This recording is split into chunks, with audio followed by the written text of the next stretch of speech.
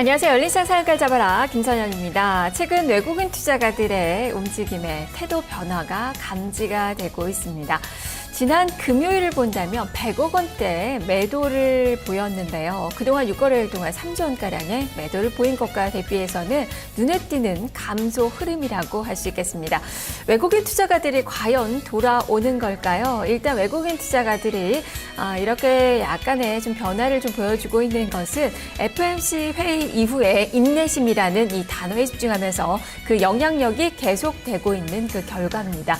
여기다가 러시아의 디폴트 우려나 이 유가 급락 이런 부분들은 계속되는 악재긴 하지만 더 이상 심화되지는 않을 것이라는 그런 우려감이 많이 좀 잦아졌다고 할 수 있겠고요. 연말까지 사태가 크게 악화되지는 않을 것이라는 그런 가능성이 조금 더 우위를 차지하는 것 같습니다. 그리고 여기다가 수급적으로는 연기금의 매수세가 지금 꾸준하게 들어오고 있는데요. 자, 그러면 오늘도 수급상의 변화 이어나갈 수 있을지 함께 살펴보도록 하겠습니다. 열린시장 사연가 잡아라 월요일 시장과 함께 출발하도록 하겠습니다. 먼저 개장 전 주요 뉴스부터 살펴보죠. 원수경 기자입니다. 네, 22일 월요일 오늘 아침 주요 뉴스 보겠습니다. 먼저 첫 번째 소식부터 확인해 보시죠. 네, 삼성전자가 올해 배당 금액을 지난해보다 최대 50% 정도 상향 조정하는 걸 검토하고 있다고 합니다. 삼성전자는 지난주 금요일 장 마감 이후에 주주 중시 정책 및 국내 경기 활성화를 위해서 특별 배당금 성격으로 전년 대비 배당 금액을 30에서 50% 증대시키는 방안을 적극 검토하고 있다고 밝혔습니다. 삼성전자의 지난해 배당금은 2조 1,600억 원이었는데요. 공시대로라면은 올해 배당 금액은 2조 8,100억 원에서 3조 2,400억 원에 이를 전망입니다. 이와 함께 삼성전자는 지난달에도 2조 1,900억 원 규모의 자사주 매입 계획을 발표했었는데요. 올해에만 이 주주가치 제고를 위해서 5조 원의 금액을 투입할 걸로 보입니다. 네, 이미 지난주에 이 삼성전자의 배당 확대 소식이 시장에 퍼지면서 주가를 4.9% 들어 올리기도 했는데요. 오늘 시장에서는 어떤 영향이 있을지 주목해봐야겠습니다. 네, 그리고 이번엔 SK하이닉스 소식 보겠습니다. 일본의 반도체 업체 도시바가 SK하이닉스를 대상으로 진행 중인 1조 원대의 손해배상 소송을 전격 취하하기로 했습니다. SK하이닉스는 합의금으로 2억 7,800만 달러를 지급하기로 했는데요. 이 소송 규모의 27% 선에서 합의를 본 겁니다. 양사는 또 이번 합의를 계기로 차세대 반도체 나노 공정 기술 공동 개발을 비롯한 전방위 협력 체제를 구축하기로 했습니다. SK하이닉스와 도시바 그동안 오랫동안 협력 체제를 구축해왔던 두 회사인데요. 올 상반기 기술 유출 사건이 터지면서 특허 분쟁을 겪기도 했습니다. 이번 제휴로 다시 한번 또 확고한 협력 체제를 구축하게 됐다는 평가인데요.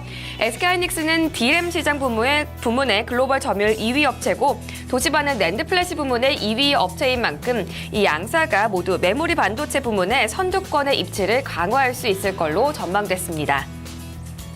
네, 세 번째는 한진칼 소식입니다. 한진그룹이 순환출자 고리 해소를 위해서 지주회사 체제 전환을 위한 작업을 본격화하고 있습니다.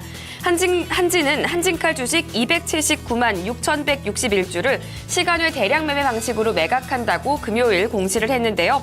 보유 지분 5.33%를 전량 매각하는 걸로 매각 가격은 주당 27,850원으로 모두 780억 원어치입니다. 이와 함께 한국공항도 지주사 행위 제한 해소를 위해서 한진의 주식 26만 5,300주를 계열사 정석기업에 시간의 대량 매매 방식으로 넘기기로 했다고 밝혔습니다. 한진그룹의 순환출자 구조는 이번 매각을 통해서 한진칼에서 정석기업 한진으로 이렇게 정리가 됐는데요. 업계에서는 한진그룹이 지주사 체제 완성을 위해서 한진칼과 한진, 정성기업을 중심으로 조만간 합병에 나설 걸로 예상하고 있습니다. 또 향후 한진이 보유하고 있는 대한항공 지분 9.9%의 처분 방법에 대해서도 주목해야 한다는 지적입니다. 네, 그리고 금호타이어는 오늘 중으로 이 채권단의 워크아웃 졸업 여부가 결정될 예정입니다. 금호타이어는 지난 2010년 1월 워크아웃에 돌입을 했었는데요. 채권단의 75%가 동의한다면 5년 만에 채권단의 관리에서 벗어날 수 있게 됩니다. 금호타이어의 부채 비율은 2010년 858%에서 지금은 200% 수준으로 낮아졌고요. 신용 등급까지도 개선이 돼서 워크아웃 졸업에는 무리가 없을 걸로 전망되고 있습니다. 채권단은 또 이 워크아웃을 마무리 짓는다고 해도 당분간은 보유 지분을 매각하지 않는다는 방침인데요. 회사 가치가 극대화됐을 때 지분을 매각할 계획이라고 설명을 하고 있습니다. 한편 이 박삼구 금호아시아나그룹 회장은 채권단이 보유하고 있는 지분 42.1%에 대해서 우선 매수 청구권을 가지고 있는 상황입니다. 네, 마지막으로 정부 관련 소식 보겠습니다. 오늘 정부와 새누리당이 오늘 오전 당정협의회를 열고 내년도 경제정책 방향을 논의합니다. 새누리당은 이번 회의에서 기획재정부로부터 내년 경제정책 운용 방안을 보고받고 내수를 비롯한 경제 살리기 대책을 논의할 계획입니다.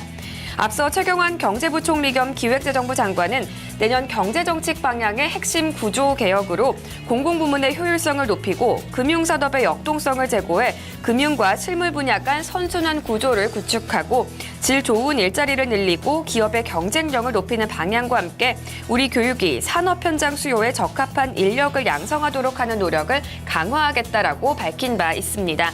아울러 구조개혁을 뒷받침할 수 있도록 소비와 투자 등 내수 활성화 노력을 하고 이와 함께 가계부채와 주력산업의 경쟁력 약화 등 리스크 관리에도 만전을 가하겠다고 밝힌 바 있습니다. 지금까지 오늘 아침 주요 뉴스 살펴봤습니다.